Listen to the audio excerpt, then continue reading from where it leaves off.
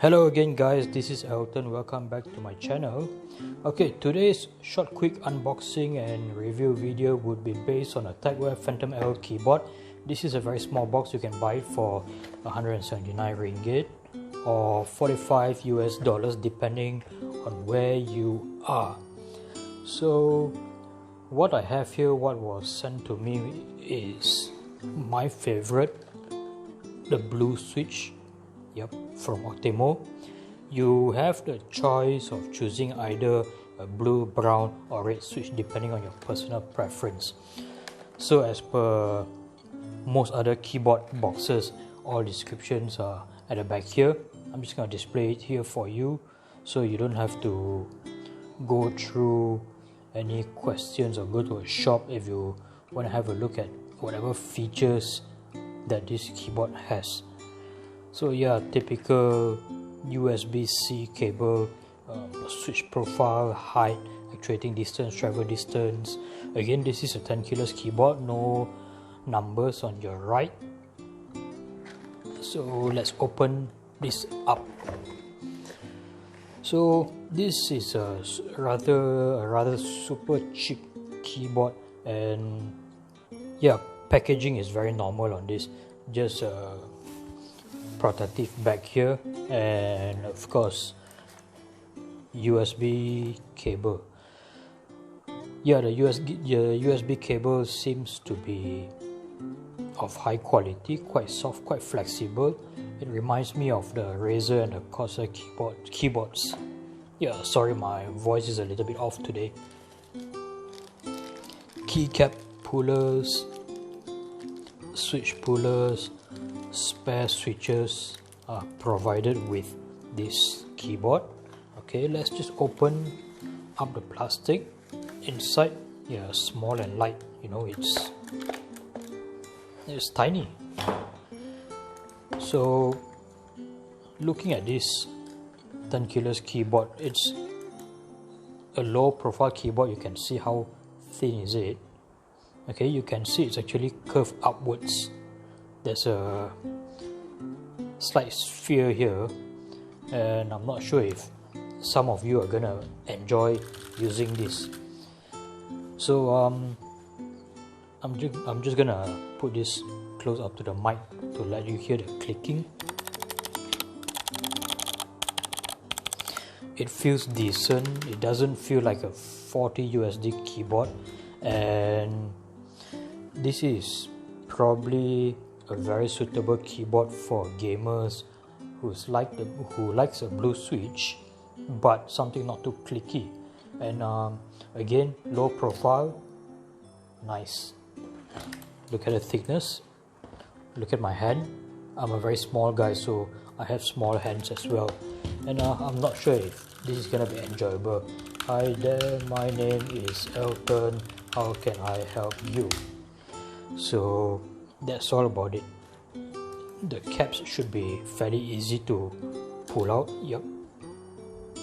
I'm not sure if these are actually rigid or if they are fragile, you know. Plastic chassis, not aluminium, but it has the sort of a brushed aluminium finishing, although it's on a plastic frame. So you can't twist this keyboard much. Yep, it's kind of solid. You can't bend it at all, unlike certain other keyboards that I see in the market. So let's wire it up. I'm gonna put this to my tablet as I don't have a CPU with me. USB in, nice click, and we are connecting this now. There you go. Opening ceremony. I'm gonna switch the lights off for a little while just so you can see the lighting better. Oh nice, it looks like any other expensive as RGB keyboards. So I'm not sure if you can actually change the setting when you don't have a CPU. Let me just give it a try.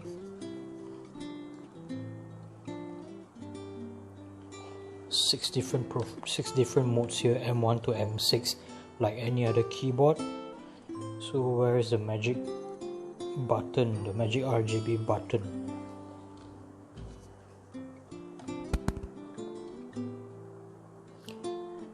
Okay, I found the buttons, so sorry about that. So once again, remove.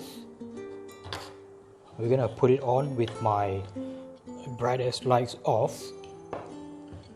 Just have a look at the opening ceremony. I'm not sure how many colors you have right here, but yeah, just as per any other keyboards, FN button, brightness, brightest, and of course whichever direction you want the waves to actually travel. Change of color, different modes,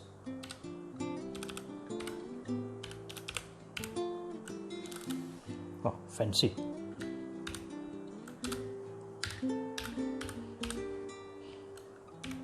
This might be the easiest keyboard light interface I've ever put my hands on. And there you go. So back to default. Where's the default? No, not sure where is it.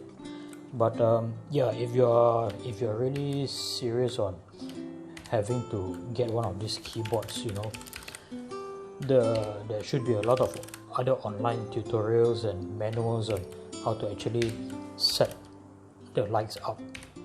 There are just so many modes you can choose from, you see.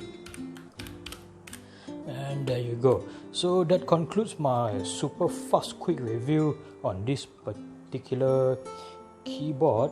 And if you like this video, do hit the subscribe button, as I have a few other keyboards to review in just a little while. So thank you for watching, guys.